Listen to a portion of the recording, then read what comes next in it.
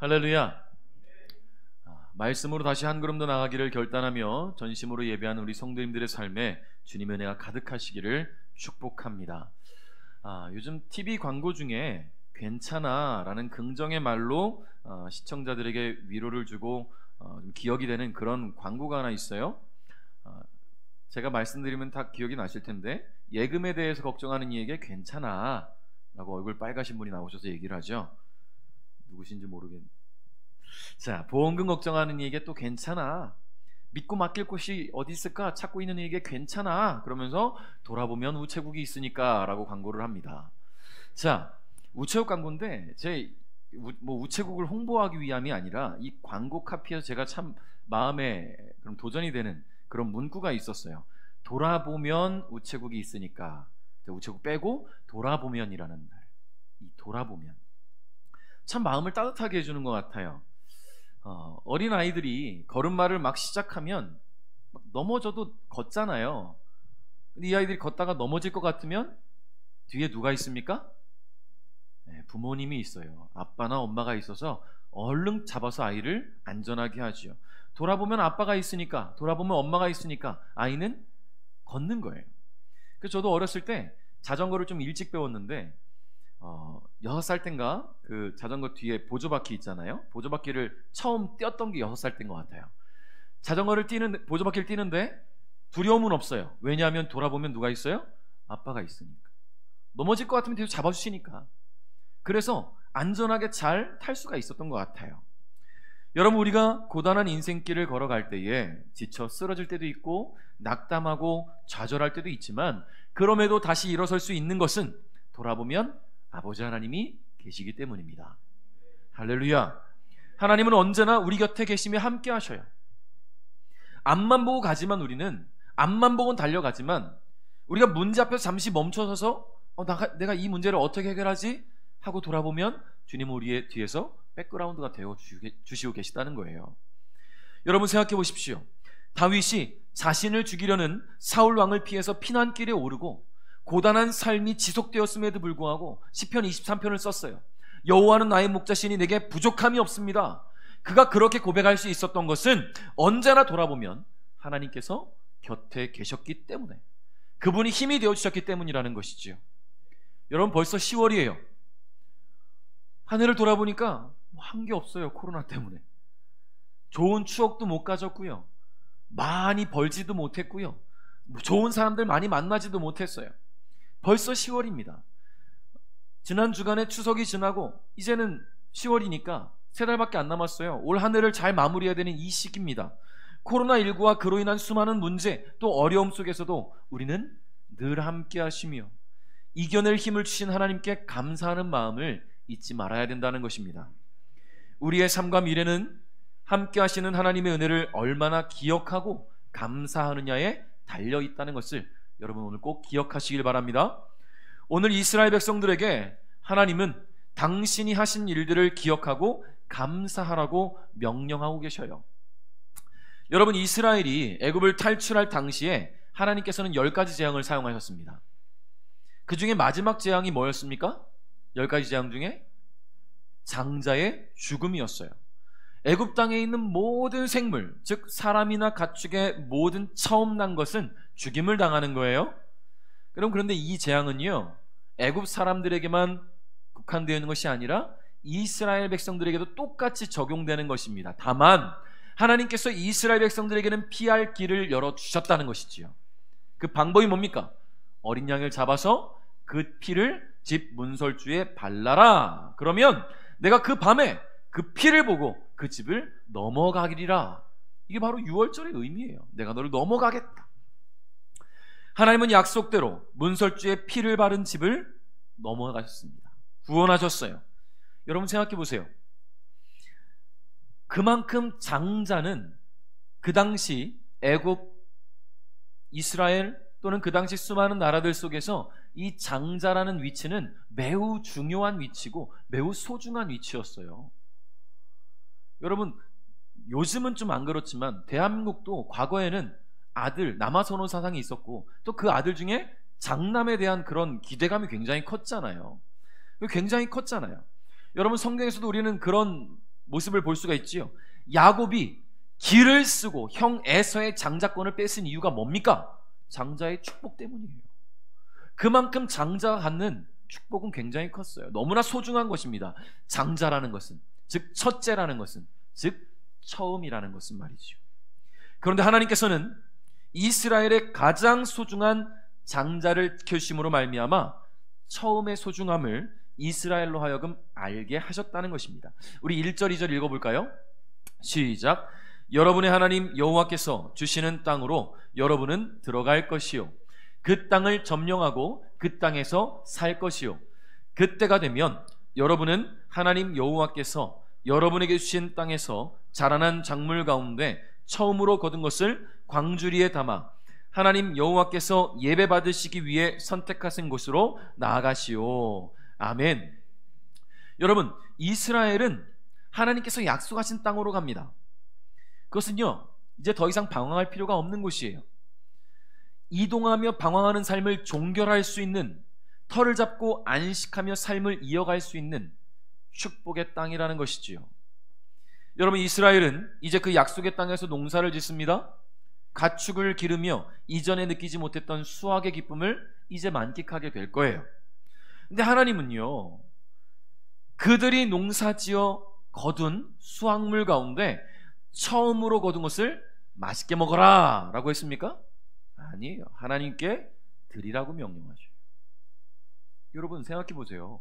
오랫동안 방황했습니다. 40년을 지금 광야 생활을 했단 말이에요. 그 이전에는 430년 동안 노예로 살았어요. 내 밭이 없었어요. 내가 농사 지을 수 없었어요. 내가 내 손으로 열심히 가꿔서 첫 수확물 얻는 기쁨이 오랫동안 없었다라는 거예요. 그런데 이제 가나안 땅에서 처음 얻은 수확물 얼마나 소중합니까? 얼마나 기쁩니까? 사랑하는 가족, 친지, 이웃들 다 모아놓고 파티를 벌여야지요. 그런데 하나님은 그것을 하나님께 바치래요.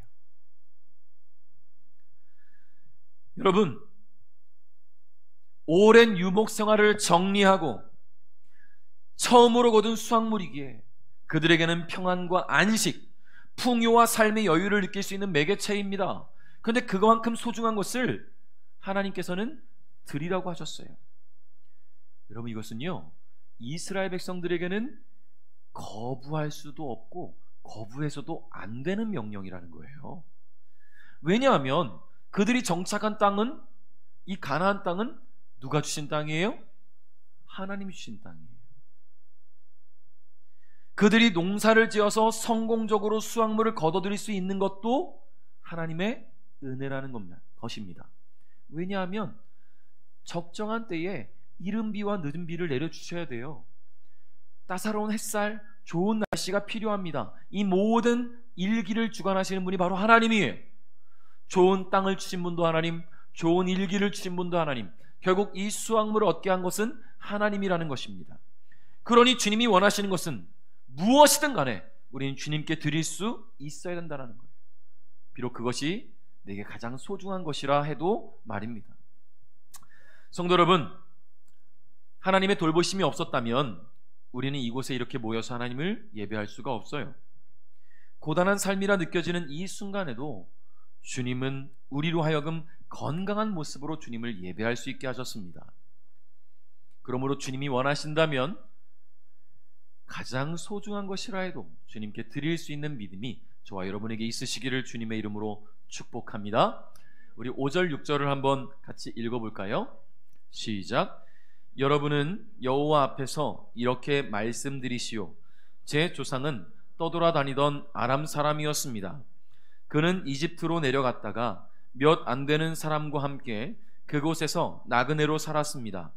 그러나 그들은 거기에서 강하고 번성한 큰 나라를 이루게 되었습니다.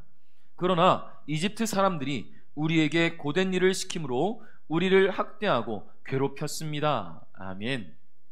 여러분, 배은망덕이라는 사자성어가 있지요. 무슨 뜻입니까? 남에게 은혜를 입었는데 그 은혜를 잊어버리고 배반하는 것을 뜻해요. 제가 왜 배은망덕이라는 이야기를 하냐면 출애굽 당시 이스라엘 백성들은 얼마나 배은망덕한 민족이었는지 몰라요. 여러분, 이스라엘이 애굽에 들어갈 당시, 야곱이 살아 생전에, 요셉이 애굽의 총리로 있을 당시에 이 애굽에 이스라엘 백성들이 들어갔을 때 인원이 70명에 불과했습니다. 70명. 그러나 그들이 애굽을 나올 때에는 약 200만 명에 달하는 거대한 민족이 되었다라는 거예요. 여러분, 비록 그들이 애굽에서 보낸 430년은 고통과 서름의 노예의 시간이었지만 하나님은 이 애굽의 바로왕이 이스라엘 백성들 가운데 태어나는 아기들 유아를 살해하고 죽이고 핍박하고 이스라엘 백성들을 고되게 삶을 살게 했지만 그럼에도 불구하고 그들을 보호하시고 번성케 하셨어요. 여러분, 이스라엘이 강하고 번성한 민족이 된 것은 그들이 강하기 때문에? 그렇지 않아요. 그들이 수가 많기 때문에? 그렇지 않습니다.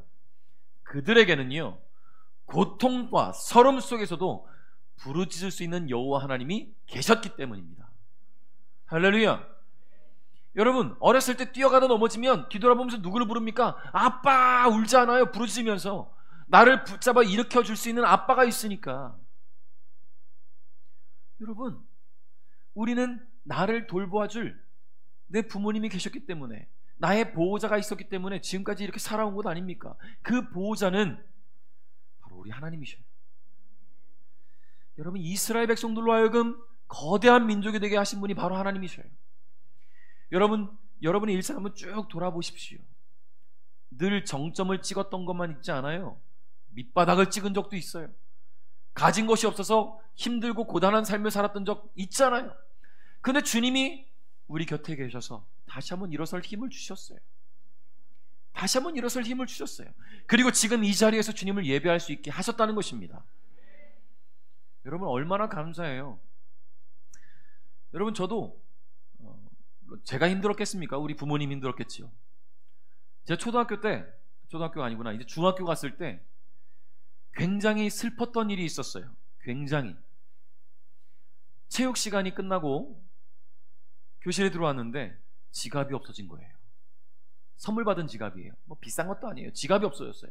너무 서러운 거예요. 지갑이 없어진 것이. 그 지갑에 뭐 몇십만 원 들어있었겠습니까? 지금도 정확히 기억해요. 400원 있었어요. 400원. 400원. 이 400원 들어있는 지갑 잃어버린 게 너무 서러운 거예요. 왜냐하면 그 당시 너무 어려웠어요. 우리 집이. 우리 부모님 목회 시작하시고 굉장히 힘든 개척교회, 자식은 넷이나 있어요. 그 400원이라도 있던 게 얼마나 행복했는지 모르는데 그 400원을 누군가가 가져갔어요. 나의 기쁨을 누군가가 훔쳐간 거예요. 여러분, 그런데 지금 이렇게 주님을 예배할 수 있는 공간, 쉴 수 있는 집, 사랑하는 가족들, 사랑하는 성도님들 함께 예배할 수 있는 이 순간을 주님 마련해 주셨다는 거예요. 밑바닥도 찍었지만 주님은 다시 일어설 힘을 주셨고 올라설 힘을 주셨고 다시금 우리를 붙잡아 일으키고 계신다는 것입니다. 그러니 여러분, 오늘 여러분을 붙잡고 계신, 돌아보면 늘 언제나 함께 하시는 그 하나님을 오늘 의지할 수 있기를 주님의 이름으로 축복합니다. 우리 7절 8절 한번 읽어볼까요? 시작. 그래서 저희 조상의 하나님이신 여호와께 부르짖었더니 여호와께서 저희 기도를 들어주셨고 여호와께서는 저희가 고통당하는 것과 고된 일을 하는 것과 학대받는 것을 보셨습니다. 여호와께서는 크신 힘과 능력으로 저희를 이집트에서 인도해내셨습니다. 여호와께서는 위엄과 표적과 기적을 보여주셨습니다. 아멘. 여러분, 이스라엘은 하나님의 은혜로 430년 동안의 애굽에서의 노예 생활을 청산했습니다. 이제 자유를 얻었어요. 그들이 자유를 얻는 과정 속에서는요, 사람의 생각으로는 도저히 이해할 수 없는 일들이 막 벌어졌습니다. 아까 말씀드린 10가지 재앙, 사람의 생각으로 어떻게 그게 이루어지겠어요? 어떻게 홍해가 갈라집니까? 바다가. 어떻게 갑자기 하늘에서 먹을 것이 떨어지고 메추라기가 날아오고 반석에서 물이 솟아나오겠어요? 다 하나님의 은혜라는 거예요. 여러분, 그런데 하나님의 이러한 은혜를 받음에도 불구하고 이스라엘은 어려움을 만날 때마다, 문제를 만날 때마다 하나님의 은혜를 잊고 원망과 불평으로, 심지어 불신앙과 배반으로 하나님을 대했습니다. 이스라엘이 가는 모든 길 위에 함께 하시며 그들을 돌보시고 지키신 하나님을 향해서 그들은 늘 부정적인 태도를 보여왔다라는 거예요. 결국 불신앙의 중심에 있던 출애굽 1세대가 광야에서 모두 죽고, 광야에서 태어난 광야 세대로 하여금 하나님은 그 은혜를 입게 하셨습니다. 여러분, 가나안 땅에 들어가는 이스라엘 백성들 가운데 이 모든 하나님이 하셨던 일들을 기억하는 사람은 단 두 사람이에요. 누구? 여호수아와 칼렙. 이들을 제외하고는 모두 광야에서 죽었습니다. 그럼에도 불구하고 하나님은 이스라엘 백성들로 하여금 과거 자신의 조상들이 고통과 아픔의 시간들을 보내왔던 그 쓰라린 역사를 기억하고, 그 아픈 역사 속에서도 늘 돌보시고 힘을 주셨던 하나님을 기억하라는 거예요. 전해주라는 거예요. 계속 얘기하라는 거예요. 여러분, 우리가 지금 평안하다고 늘 평안할 거라는 그런 오해하지 마십시오. 그건 오산입니다. 또다시 우리는 밑바닥을 찍을 수도 있어요. 다시 일어설 수도 있고요. 중요한 것은 내가 주님이 나에게 하셨던 일들을 얼마나 기억하고 감사하느냐, 그것이 주님 보시기에 기쁨이 되는 줄 믿습니다. 이스라엘에게 행하신 하나님의 모든 역사를 이스라엘은 기억해야 합니다. 그리고 그것을 후대에 계속해서 전하면서 하나님의 살아계심과 그 능력이 언제나 이스라엘을 향하여 있음을 여러분 잊지 않게 해야 한다는 거예요. 성도 여러분, 전 세계에 교통사고로 사망하는 사람이 연간 135만 명이래요. 전 세계에 135만 명. 즉 지금 이 순간 24초에 한 명꼴로 죽고 있다는 거예요. 전 세계적으로 볼 때에.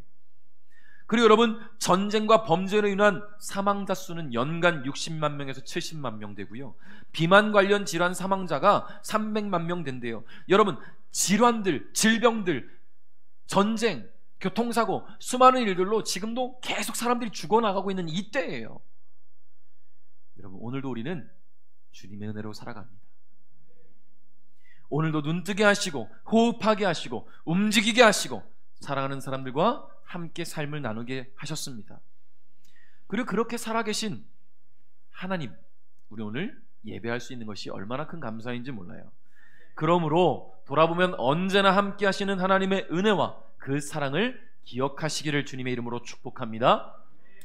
여러분, 소요리문답 제1문, 사람의 제일 되는 목적에 대해서 우리가 함께 공부해 왔었죠. 여러분, 사람의 제일 되는 목적이 뭡니까? 하나님을 영화롭게 하고 영원토록 그분을 즐거워하는 것입니다. 제가 이 소요리문답을 함께 공부할 때 분명히 말씀드렸던 것이 있는데, 하나님을 즐거워한다는 것은요, 우리가 하나님을 즐겁게 해드린다는 의미가 아니라고 분명히 말씀드렸어요. 하나님이 우리의 즐거움의 근원이 되시고 우리는 그 하나님으로 말미암아 즐거워하는 것, 이것을 의미합니다. 하나님이 계시기 때문에 즐거운 것, 하나님만 봐도 즐거운 것. 여러분, 우리 10절 11절 한번 읽어볼까요? 시작. 이제 제가 여호와께서 저에게 주신 이 땅에서 거둔 첫 열매를 여호와께 가져왔습니다. 그리고 나서 그 광주리를 여러분의 하나님 여호와 앞에 놓고 여호와 앞에 엎드려 경배하시오. 여러분은 레위 사람과 여러분 가운데 사는 외국인과 함께 즐거워하시오. 여러분의 하나님 여호와께서 여러분과 여러분의 집에 주신 온갖 좋은 것을 나누며 즐거워하시오. 아멘. 하나님이 이스라엘을 위해서 행하신 일들은요, 그 무엇으로도 갚을 수 없는 큰 은혜입니다. 그 큰 은혜를 베푸신 하나님은 이스라엘에게 첫 열매, 즉 가장 소중한 것을 드리며 그 은혜를 기억하라고 하셨어요. 여러분, 이것이 이루어질 때에 하나님은 그들에게 오냐 잘 받았다고 입쓱 닦고 가시는 분이 아니라는 거예요. 더 큰 은혜와 풍성한 삶을 주실 것입니다. 여러분, 이것이 하나님의 언약이에요. 여러분, 우린 때로는 받은 은혜를 잊어버리지만 하나님은 우리가 하나님 앞에 감사하고 기쁨으로 살아가고 하나님을 예배할 때 그보다 더 큰 축복과 은혜를 허락하시는 분이라는 것을 여러분 기억하십시오. 그러니 오늘 이렇게 예배하는 이 순간이 얼마나 귀하고 소중한지 몰라요. 이 순간 주님이 우리를 기뻐 보시고 또 우리에게 베푸실 은혜들을 기억해 보십시오. 하나님은 먼저 은혜를 베푸시고 그 은혜를 기억하며 감사하는 이에게 더 큰 은혜와 사랑을 주십니다. 여러분, 이런 은혜를 받은 하나님의 사람들이 어찌 즐거워하지 않을 수 있겠어요? 여러분 힘들어도 즐거워해야죠. 주님이 계시니까. 피곤해도 고통스러워도 잘 안 풀려도 몸이 좀 아파도 그런 주님이 나를 지키시고 보호하시잖아요. 나와 함께 하시잖아요. 어떻게 즐거워하지 않을 수 있겠어요? 하나님을 예배하는 중에도 하나님을 예배하는 우리로 하여금 하나님으로 인하여 즐거워하게 하셨습니다. 찬양을 올려드리며 기쁨을 느끼게 하셨고 말씀을 나누며 그 은혜에 감격하게 하셨어요. 기도하는 가운데 주님의 인도하심을 다시금 기억하며 감사가 넘치게 하셨습니다. 하나님은 그런 분이에요. 말씀을 맺겠습니다.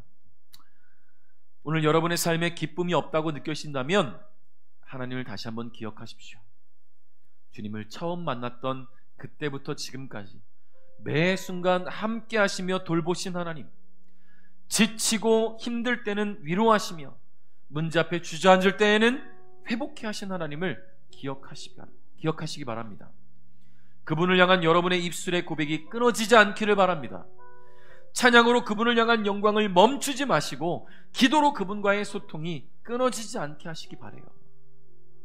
오늘도 내일도 돌아보면 언제나 함께 하시는 하나님이 계셔요. 돌아보면 언제나 계셔요. 그분으로 인해 새 힘을 얻어서 독수리가 날개쳐 올라감 같이 주어진 삶을 믿음으로 도전하는 우리 베델 가족 여러분 될 수 있기를 주님의 이름으로 축복합니다.